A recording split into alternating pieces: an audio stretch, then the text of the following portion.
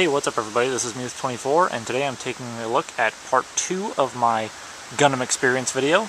As I covered in part 1, G Gundam and Gundam Wing, as well as Endless Waltz. You can check that out in the annotations here if you missed it. But for part 2 here, I'm going to be covering the next two alternate universe series, which are Gundam X and Turn A Gundam, and interestingly enough, these are two of the last series that they animated in a traditional style. So I'm going to start off here with Gundam X. Now, generally speaking, I tend to be more of a UC fan than I am an alternate universe series fan. And Gundam X, I really didn't know that much about going into it. I kind of waited until I started watching it to figure out anything about it. So I did go in blind to it compared to most of the other series, and it was actually the last of the alternate universe series that I watched. I watched Sea Destiny and Gundam Wing and G Gundam and all that stuff before this. And for me, it was really interesting how closely this series tied to the Universal Century.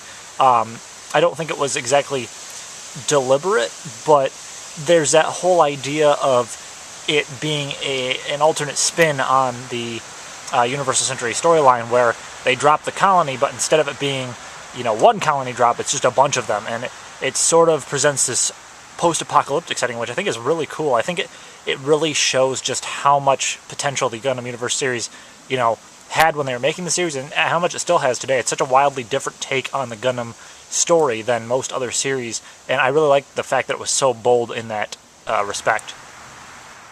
Now, Gundam X is also host to one of my favorite lead pilots in the entire series, and that is Garrett Rand. I think he's a really cool, goofy, fun character, and the fact that he's such a young pilot presents a much different perspective than a lot of Gundam series have. The only other character that I can really compare him to, I think, would be Uso from Victory Gundam.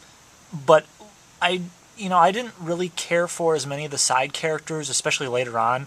I thought they were interesting enough. Tifa and Garrett have a really cool dynamic. But for the most part, some of the villain characters I wasn't really that hot on, especially the Frost brothers. They just didn't do much for me.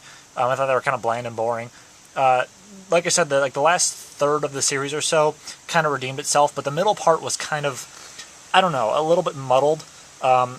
I liked the idea that it presented, but just the execution wasn't really that great.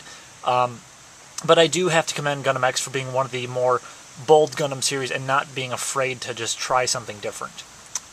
So even though Gundam X wasn't exactly my favorite series of all time, I really do think it's a pretty solid series from the 90s and one of the stronger alternate universe series as a whole. I really love the Gundam X's design as a lead mobile suit. I'm not real hot on the Double X, but the Gundam X and the X Divider I think are really cool, and certainly rank among some of my favorite lead mobile suit designs from all the Gundam series. I also like just the mobile suit designs in general for this series.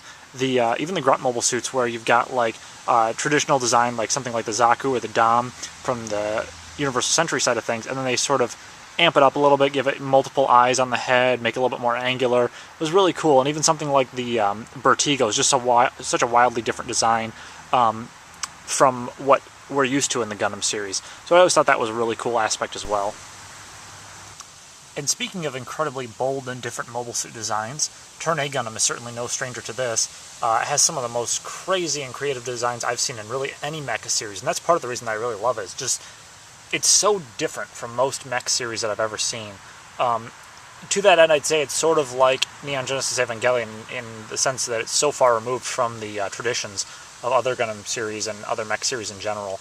I really like the fact that it's got this whole steampunk theme going on with it, even before steampunk was really a thing. But just the mobile suit designs in general, obviously the Gundam with a mustache is pretty different, but something like the Mahirus or the Wadams are just crazy and awesome, and I really love that aspect of it, the style choice. Also, Turn A Gundam has one of the coolest soundtracks, I think, in any of the Gundam series. It's kind of all over the place and draws a lot of inspiration from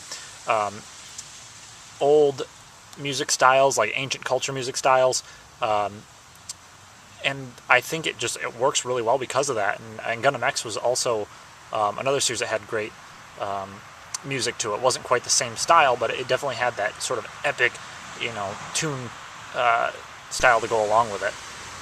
Anyone who's watched Turn A Gundam is no doubt familiar with the fact that space travel is not a particularly common thing in the time of Turn A Gundam. It takes place way in the future, but it's also a future where all the technology has sort of decayed over the years, and they're only left with these relics of the past. And I think that's really cool. It adds a very different dynamic to the series in the fact that, space travel is something that sort of comes over the course of events of the series. It's not something that's just taken for granted, like in Zeta Gundam or Unicorn Gundam or something like that on the UC side of things.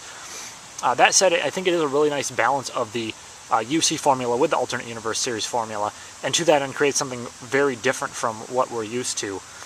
I do like Loren Sehak quite a bit as a lead character. He's honestly one of my favorite leads in the Gundam universe.